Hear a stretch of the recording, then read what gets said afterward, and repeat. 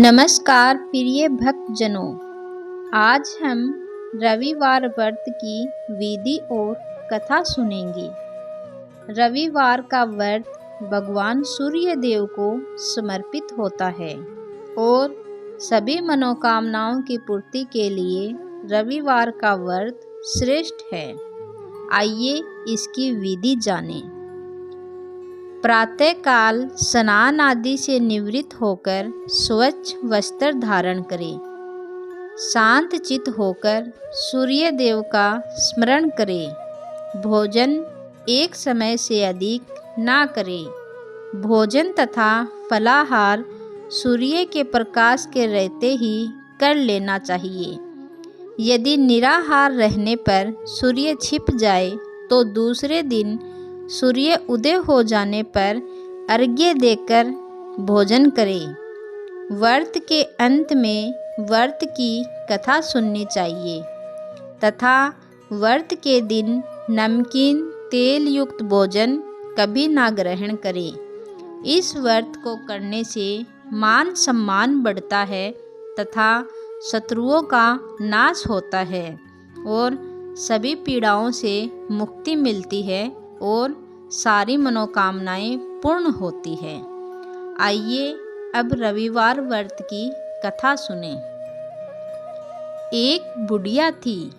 उसका नियम था प्रत्येक रविवार को सवेरे ही स्नान आदि कर घर को गोबर से लीपकर फिर भोजन तैयार कर भगवान सूर्य देव को भोग लगाकर स्वयं भोजन करती थी। ऐसा व्रत करने से उसका घर अनेक प्रकार से धन धान्य से पूर्ण था। सूर्य भगवान की कृपा से घर में किसी प्रकार का विघ्न या दुख नहीं था। सब प्रकार से घर में आनंद था। इस तरह कुछ दिन बीत जाने पर उसकी एक पड़ोसन, जिसकी गाय का गोबर वह बुढ़िया लाया करती थी, सोचने लगी, यह बूढ़ी रोजाना मेरी गाय का गोबर ले जाती है, इसलिए अपनी गाय को वह घर के अंदर बांधने लगी। बुढ़िया को गोबर न मिलने से रविवार के दिन अपने घर को न लीप सकी और इसलिए न उसने भोजन बनाया और न ही भगवान को भोग लगाया तथा स्वयं भी उसने भोजन नहीं किया।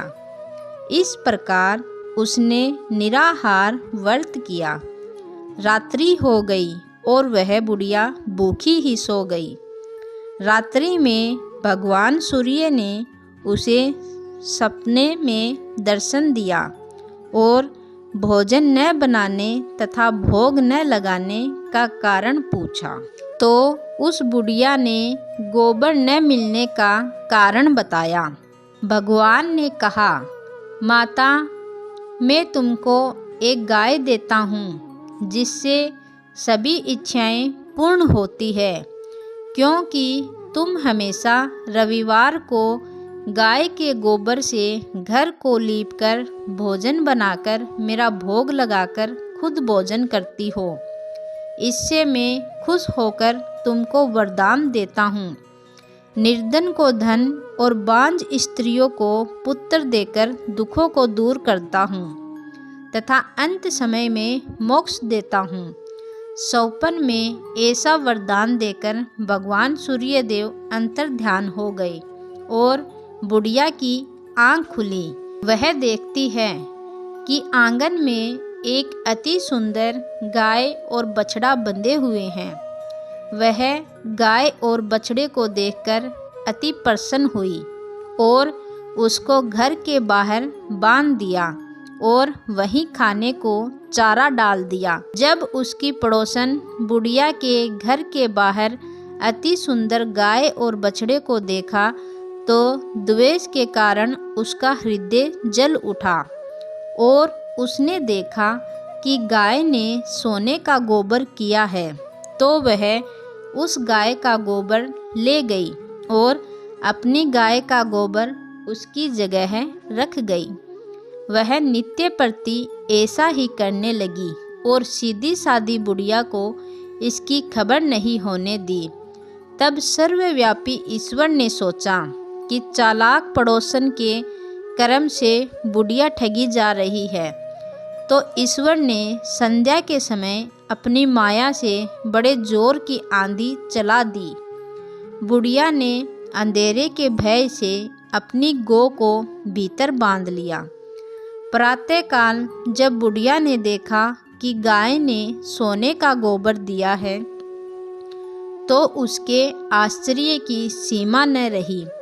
वह प्रतिदिन गाय को घर के भीतर बांधने लगी। उधर पड़ोसन ने देखा बुढ़िया गाय को घर के भीतर बांधने लगी और उसका सोने का गोबर उठाने का दांव नहीं चलता, तो वह ईर्ष्या से जल उठी और कुछ उपाय सोचा। पड़ोसन ने उस देश के राजा की सभा में जाकर कहा, महाराज, मेरे पड़ोस में एक बुढ़िया के पास एक ऐसी गाय है जो आप जैसे राजाओं के योग्य है। वह रोजाना सोने का गोबर देती है। आप उस सोने से प्रजा का पालन करिए। वह वृद्धा इतने सोने का क्या करेगी? राजा ने यह बात सुनकर अपने दूतों को बुढ़िया के घर से गाय लाने की आज्ञा दी।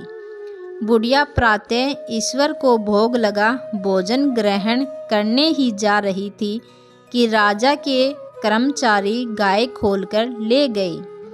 बुढ़िया काफ़ी रोई चिल्लाई, परंतु राजा के सैनिकों ने उसकी कोई बात नहीं सुनी।